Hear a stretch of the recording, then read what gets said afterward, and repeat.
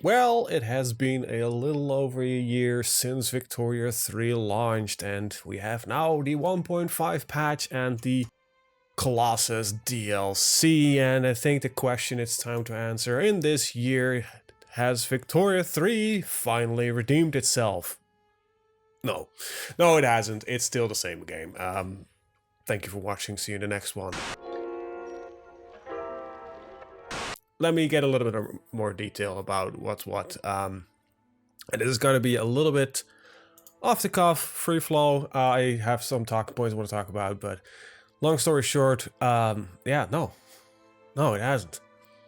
It has refined some of its mechanics, and it has added a little bit more depth and flavor to those mechanics, but at the end of the day, it is still the same game. As much as I praise the effort that some people have put into this, they clearly have doubled down on, no, our mechanics are correct and we're not gonna change them, we'll just add to them. And I will go through why that annoys me.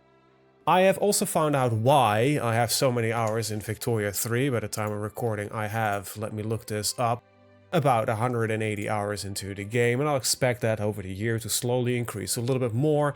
But why do I have so many hours in this game if I actually do not like it?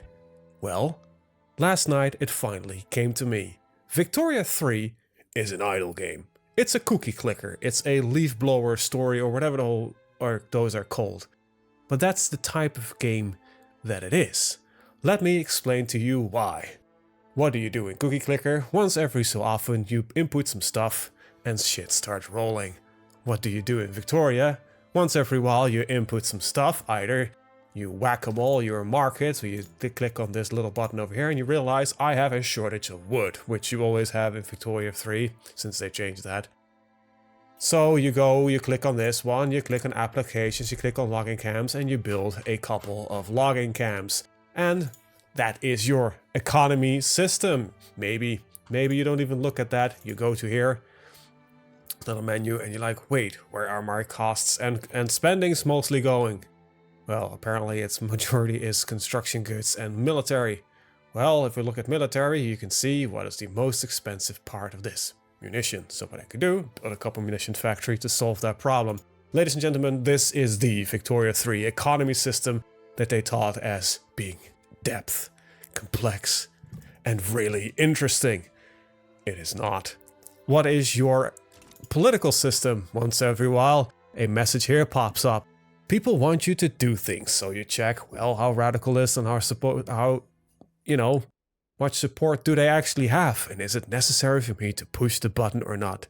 And then you click on it, and once every so often, it pops up an event, and you click the same damn decisions every single fucking time, because it doesn't really matter. There is no real flavor or interaction. You click a button and click through a couple of events, and at the end of the day, it either does or doesn't work. Who knows? You can maybe steer it a little bit. Same for warfare. They redid the entire warfare system. We've made the warfare patch, people. They did not. That's a big fat lie. Let me go through what they have actually done.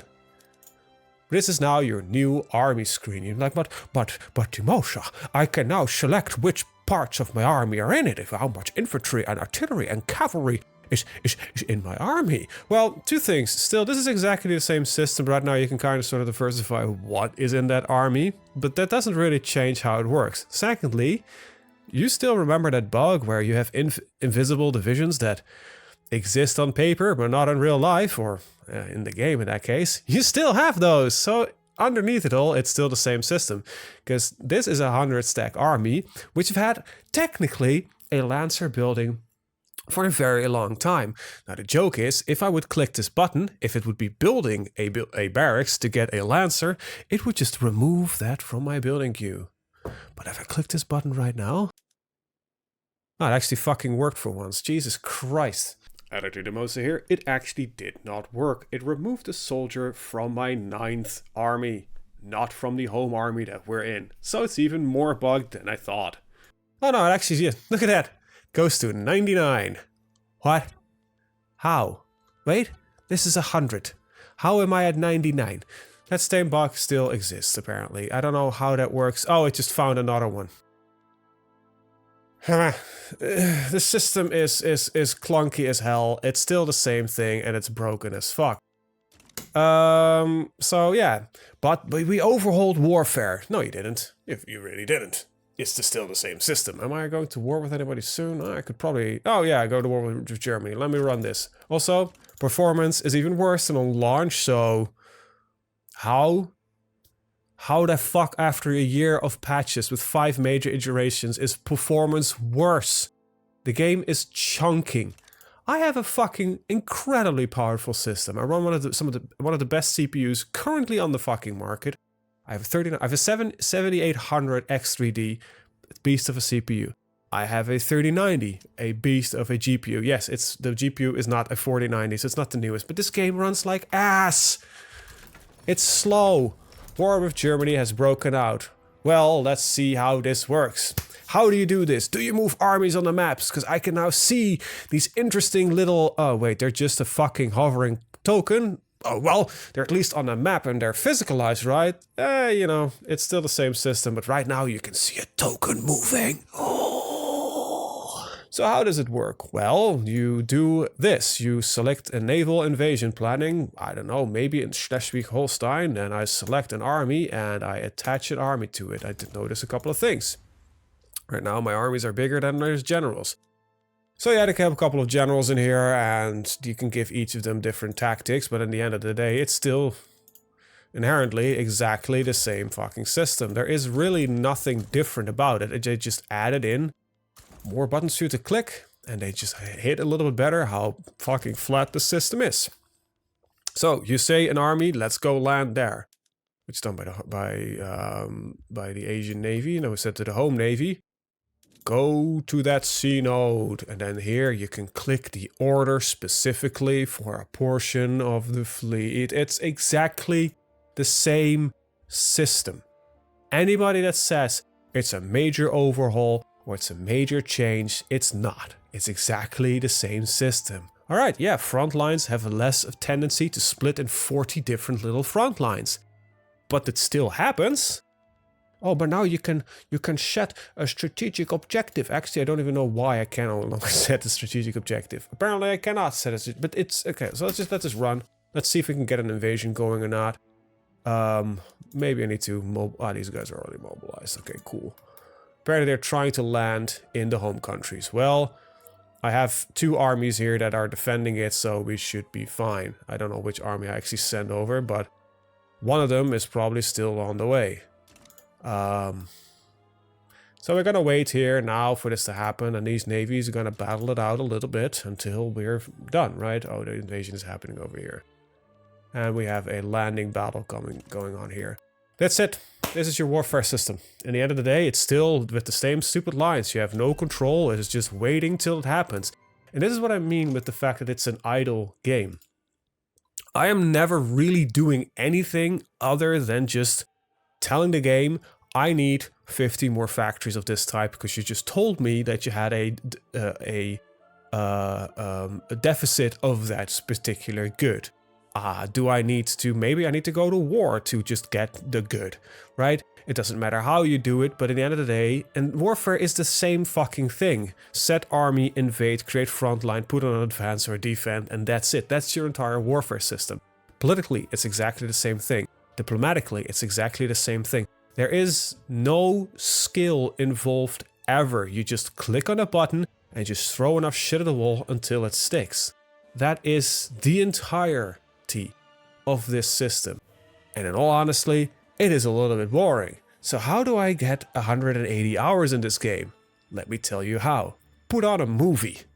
This game requires so little brain to complete, especially if you're playing a nation like England or Germany or any of the main big ones, that you don't really need to pay attention. Occasionally the game says like, hey, this is going wrong, please fix it, sir. Then you spend a minute trying to click through all the fucking menus and fixing it, and then you just let the game run into the background. And that's it. That's all you're doing. Elections? Oh no, your government has severe changes in the composition that it had compared to before. Oh well, let me go to the government button, click on reform government, and oh, that's the best one, or I keep the one that I already have. In-depth political system. It's not. Oh, but you now have agitators, and they can be really... No, they're not. Agitators that you don't want to engage with, you either kick out unless you have freedom of speech. But if you have freedom of speech, these aren't actually that, or protected speech technically, they aren't that interesting. And if you want to push something through that might not be on the agenda and you can't get it through your government, find an agitator. It's not an interesting system, right? The AI is still dumb as bricks. And this specific campaign, when Germany formed, they started repeatedly, and I mean repeatedly, attacking France, because they were trying to get Alsace-Lorraine. Which they now finally have, but that's, you know, it's a core province, I need to have it. And being allied with Germany, I kept fighting on with them, but, you know, those wars would always end into a wide peace because both sides would fully, you know, exhaust each other and nothing ever happened. But then I would have a truce with France, and then Germany was like, let's attack again. We just lost the wide peace this war with everybody, you know, involved. Let's try this alone against France and Russia. And they would keep doing it over and over and over and over and over again until they had a big fucking revolt and they became the German Empire. Or they actually became a democratic Germany and they're an empire again. Nothing has changed. The AI is shit. The economy system is shit. Yes, it has some improvements. Warfare has slightly more depth, but it's still as brain dead as it is before, because the depth is nothing but the fact that I can now select which one I want. I want one of these or one of those. It doesn't matter. It doesn't matter. There is a little bit more depth in Navy because you have multiple light types of ships. I can now have scout cruisers, torpedo boats, and something else. I have now support vessels a little bit more. But at the end of the day, it is exactly the same game. Nothing has changed. And instead of recognizing that their systems are bored, flawed, simplified, and just not fun, in my opinion, they just doubled down and didn't change a thing. So, if you liked Victoria 3 at launch, you will like Victoria 3 now, because it's exactly the same game with a little bit more shit into it, pushed into it. If you didn't like Victoria 3 at launch, you won't like it now, because it's exactly the same game with a little bit more shit pushed into it. I'll probably play a game every now and often because I'm bored and I'm watching Lord of the Rings again or Band of Brothers or whatever. So I have something on my other screen that can, you know, stipulate a little bit other bit of attention that my brain just craves for, because I'm also a fucked up individual that needs 24/7 stimulus of the grey goo. But yeah, nothing has changed. Nothing. A year of patching, and it's exactly the same game. And I want to check this because I thought about this last night. Let's see, Victoria 3 Steam stats. Let's see, and I want to get... Let's see, let's get a couple of recent releases from... Well, it had a peak, because a new DLC, of course, released. So November 14th, it had a peak of ended up at about 11,000 players. Well, that is decent, but if you're looking then at it averages around 2 to 3,000, like 2 at low and 3 at a peak. Well, let's see if we can get... Let's find 4 into here, and Stellaris, I don't know how well they're doing.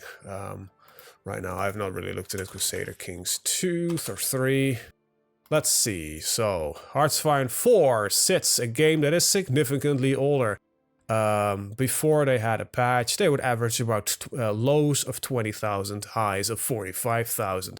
Stellaris sits at a significantly older game, has an average of 10,000. And it's low, and there's not much difference, like between, yeah, it sits about between 10 and 8.